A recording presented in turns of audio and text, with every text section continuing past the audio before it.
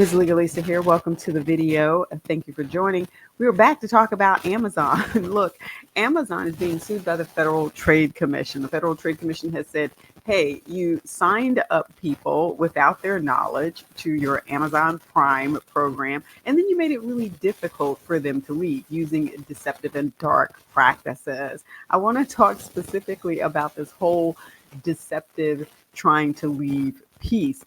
Because if you looked at my previous video, then you understand that there's this model called the Roach Motel sort of technique or model. And it has to do, if you remember or recall, there was a company that sold, those Roach Motels. And the tagline was something like, you check in, but you don't check out if you're a roach. So you get stuck in there. Yeah. And you don't have to worry about roaches in your home anymore. This was sort of the technique that has been, I guess, this label has been thrust upon Amazon and its Amazon Prime subscription process. The sort of idea that we're going to get these people to check in, but we're going to make it very difficult for them to check out, meaning cancel the subscription model. So let me go ahead and bring this up so we can talk a little bit more in detail about what is going on here, because that's what the FTC was saying. Hey, we're taking you to court over this. Well, Amazon filed a motion to dismiss. And of course, attorneys being attorneys, this was not a short document. As you can see here, this thing was 39 pages. Comes with a complete table of contents here, how it doesn't violate this other law, how they clearly and conspicuously disclose all material terms. I found myself looking back here now because in the past I had my webcam set up back there, and now I've got a laptop, and so I have to retrain myself into where I'm supposed to be looking. But you'll see down here where they talk about the FTC's proposed dark patterns theory is unconstitutionally vague. Yeah, there is a concession in this, though. Look at all the cases that they cite. There is a concession in this document that talks about, yes, it does take like 6 clicks for people to get out. I'm going to come to that. But let me go over this introduction so that we can see first how Amazon is saying, hey, look at how great and wonderful we are. Let's start there. The Federal Trade Commission attacks an immensely popular consumer service, Amazon Prime. Look at the way it's like Amazon is saying, oh, we're just the little guy here. And look at the big bad government coming after us. Really? I mean, that is how they are portraying this. The Federal Trade Commission attacks an immensely popular consumer service, Amazon Prime, by disregarding the plain language of the statutes it invokes and ignoring the exhibits attached to its own complaint. Even a cursory review of Prime's enrollment and cancellation processes, or flows, confirms that they comply with current law, including by prominently and repeatedly disclosing key terms like Prime's price and automatic renewal feature. The FTC thus seeks to establish an entirely new theory of legal liability based on misleading and subjective characterizations of unremarkable.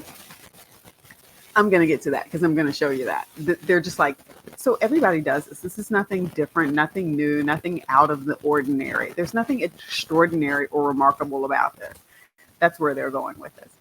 Under basic principles of due process, however, any modification of the law must occur through legislation or regulation and not through enforcement actions seeking to impose massive and retroactive civil liability. All right, so that's their introductory paragraph that I said, again, makes it, seem like, hey, we're just a little guy here, and look at the big bad government coming after us. You can see here where Amazon provides some examples in here saying, yes, we do disclose. You can see it right here. For example, in this diagram right here, after your free trial, Prime is just $12.99 a month. And they're saying, we disclose. Under online cancellation, this is the piece where they talk about their flows and the number of clicks that you have to go through to get out of this. And it's not just the number of clicks. I want to point to line 10, where they say specifically the FTC claims the cancellation flows are a labyrinthine. How do you say that? A labyrinth is what I would have said. but they're trying to use it as an adjective, and I'm not an English major. But anyway, it says the FTC claims the cancellation flows are, we're just going to say, complicated, merely because they allegedly require up to 6 clicks and involve multiple web pages. It says, but any ordinary consumer is familiar with and can easily navigate a multi-click cancellation process. So let me stop right there, because here's the problem with this line of thinking. I don't want to have to go through, and I shouldn't as a consumer have to go through all of these hoops and got to do all of this performing to get out of a subscription that in some cases I may not have really wanted or intended to sign up for. It should be fairly easy for me to do that. And so this whole thing about, well, yeah, but it's only 6 clicks and they really only have to go through a few pages to get out of it. Right. That's for your benefit, not mine. I don't want to have to do that. I don't want to pay you anymore. And it should be 1 or 2 clicks and I'm done. Okay, I'm done. I want to be done. Page 29 is where we start to get into this part about these dark patterns. And this is where I want to have a lot of this conversation, because we have become so accepting of marketing techniques and we think it's okay that when somebody starts to question it, we go, well, that's just the world. There's nothing abnormal about that. We shouldn't get upset about that. But let's take a look at what is going on here and what they're saying in this motion to dismiss. It says, according to the complaint, the term dark patterns describes any manipulative design elements that trick users into making decisions they would not otherwise have made. Putting aside the pejorative terms dark and trick, this definition implicates the entire practice of marketing. Full stop right there. That is the point. That is the point. The point is to say, here are these things that are going on in the marketing industry, and we're going to call them out. Amazon didn't come up with the phrase dark or deceptive pattern. They didn't come up with that. That's been out there for a while. And you have people in the marketing industry who are not necessarily supporters of these dark and deceptive practices. So by saying, hey, these pejorative terms that you throw in here, and this is implicating the entire practice of marketing, well, yeah, that's the point. That's the point. Then it says a primary function of any commercial advertising is to persuade consumers. Full stop again. There is a difference between persuading consumers and tricking consumers. There is a difference between giving consumers options and giving consumers challenges, obstacles that they have to go through in order to be able to cancel a product subscription. It says here, and I'm going to start this sentence back over again. A primary function of any commercial advertising is to persuade consumers to purchase the products advertised, often through strategically placed textual and visual displays or attention-grabbing fonts and colors. And you know what? Guess what? That's been called out too. We do have legislation that speaks to even the size of font and the wording that you have to include.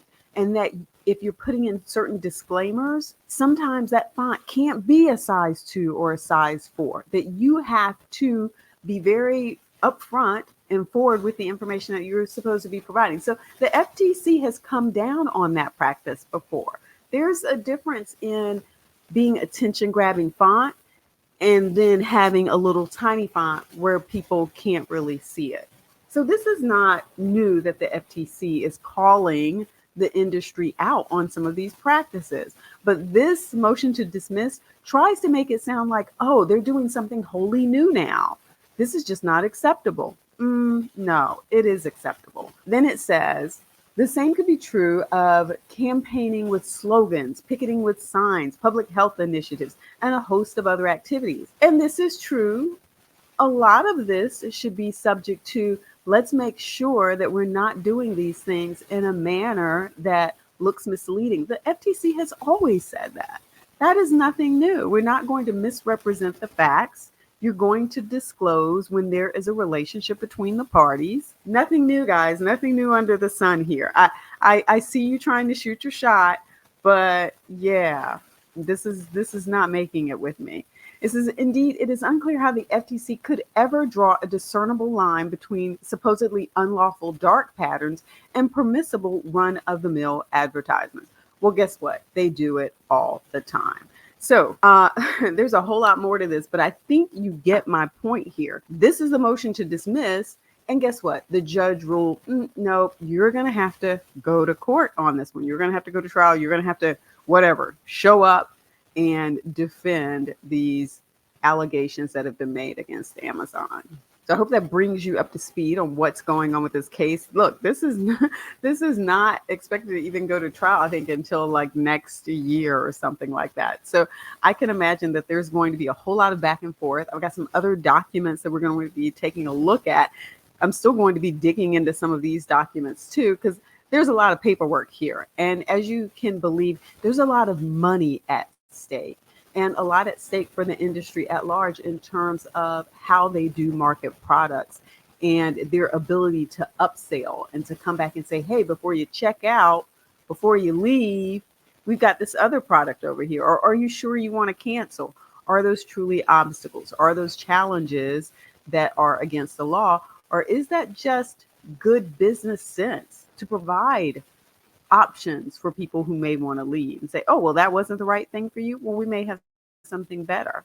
Well, it depends. And we're going to see how this rolls out. Don't forget to give the video a thumbs up and don't forget to subscribe.